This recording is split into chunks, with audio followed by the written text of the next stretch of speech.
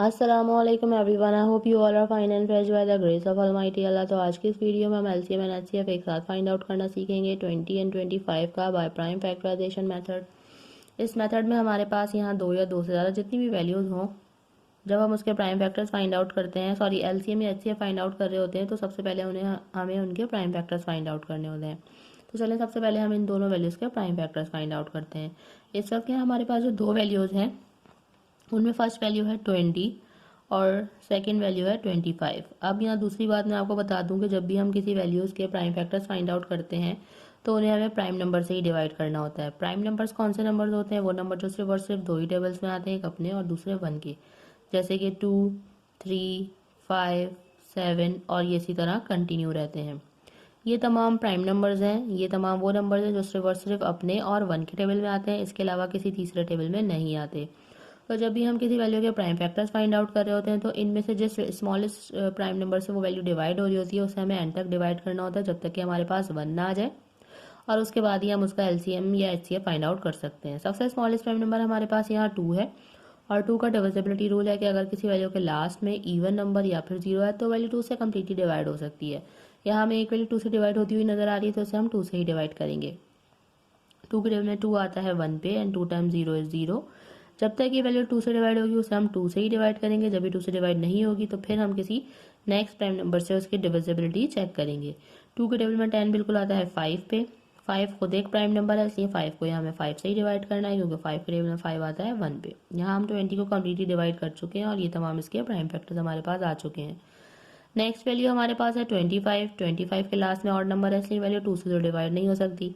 2 के बाद जो नेक्स्ट प्राइम नंबर है वो है 3, और 3 का भी मैं आपको डिविजिबिलिटी रूल बता देती हूँ कि एक वैल्यू में जितने डिजिट्स हो उनको अगर हम प्लस करें, जैसे कि अगर हम 2 + 5 करें वो बनेगा 7। 7 अगर 3 का मल्टीपल है तो ये वैल्यू 3 से कम्प्लीटली डिवाइड होगी, और अगर 3 का मल्टीपल नहीं है तो ये वैल्यू 3 से डिवाइड नहीं होगी।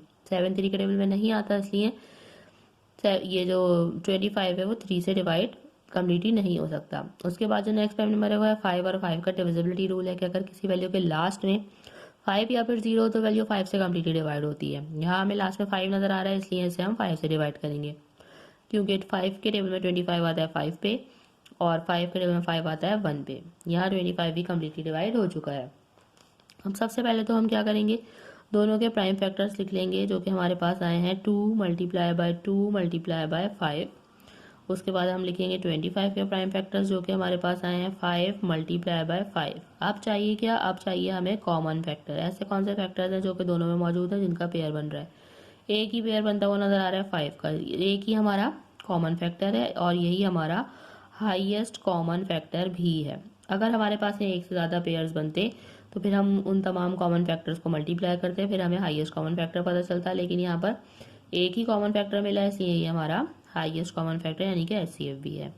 अब एलसीएम किस तरह फाइंड आउट करेंगे? एलसीएम फाइंड आउट करने के लिए सबसे पहले तो हम लिखेंगे हाईएस्ट कॉमन फैक्टर जो कि हमारे पास आया है 5। उसके बाद हम लिखेंगे तमाम रिमेनिंग फैक्टर्स जिनका कोई पेयर नहीं बना था। वो कौन कौन से हैं? यहाँ पे 2 2 हैं हमारे पास, उन सबको हम यहाँ लिखेंगे, और यहाँ हमारे पास एक 5 है, और इन सबको कर देंगे मल्टीप्लाई, तो हमें पता चल जाएगा एलसीएम यानी कि लीस्ट कॉमन मल्टीपल 20 एंड 25 का। तो चलिए जल्दी से इनको हम मल्टीप्लाई करते हैं। 5 × 2 = 10, 10 × 2 = 20, एंड 20 × 5 = 100।